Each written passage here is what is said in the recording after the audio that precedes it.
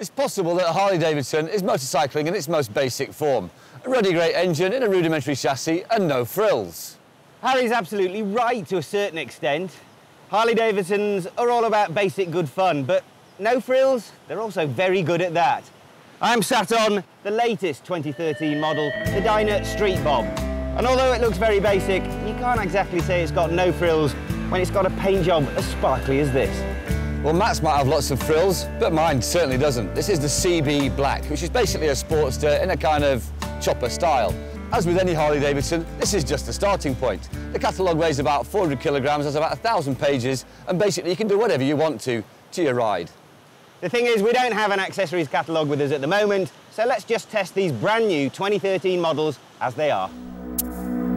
The Street Bob is definitely a touch more exuberant than Harry's Sporty, and that's because of the hard candy paintwork.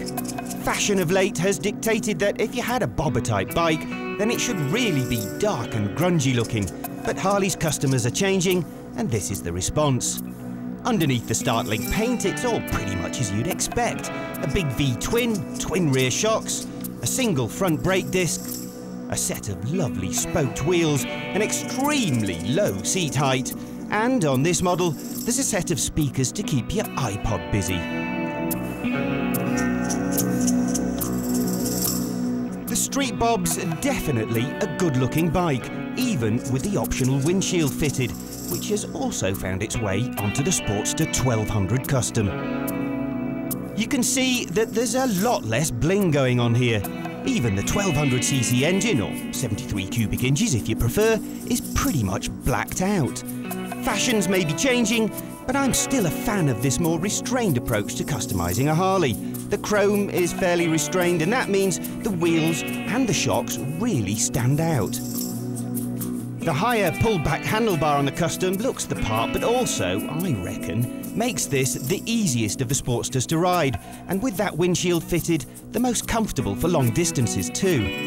In this company, the Sportster is classified as a middleweight cruiser, but it feels, and most importantly looks, every bit as much a big badass cruiser as the Street Bob. Okay, first up, I have to admit, I'm not really a mad fan of cruisers in general, so when we were given these two Harleys to ride, I wasn't very excited, but it never ever fails to amaze me that I enjoy the ride so much. It's an old air-cooled lump, but the engine really is sweet, loads of torque, so it makes riding very, very easy indeed. And then the other thing that never fails to surprise me, the handling. They really are very sweetly balanced bikes. So, although it may look like a big old lump of American iron that won't go round corners, it really does. Absolutely sweet handling piece of kit, apart from the fact that occasionally they run out of ground clearance just a little bit too quickly. But this Street Bob, not bad at all. You can really lob it around without scraping too much off, which is a good thing for your bank balance, really. If you're not a Harley rider, you won't believe me when I say it's got the handling thing sorted, but I'm afraid it's true. Do yourself a favour, take a demo ride before you start hurling insults my way. I guarantee you'll be very pleasantly surprised.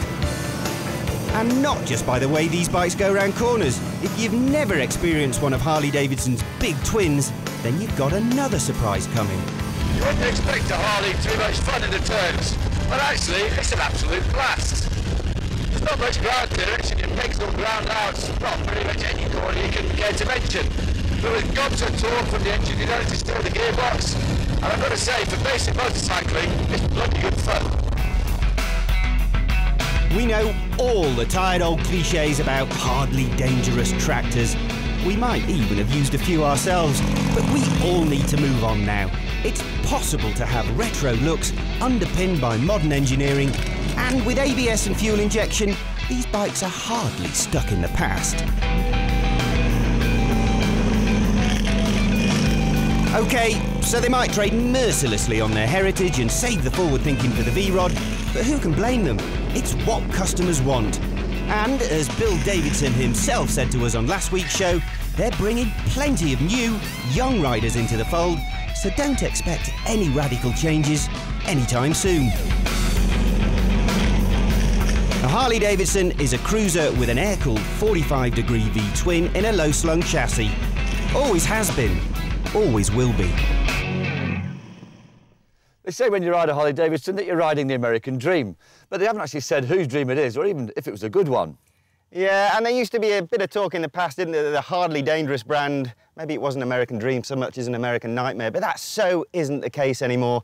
2013 is a big year for Harley Davidson, isn't it? 110th anniversary. Indeed it is, and with celebrations happening all around the world, it all comes to a head in August in Milwaukee for the biggest party I think you've ever seen. So the choice is yours. Would you buy one of these two lovely new Harley Davidson models, or would you use the money to go to Milwaukee? What do you reckon, Harry? Well, I do like a good party, so I'm off to the States.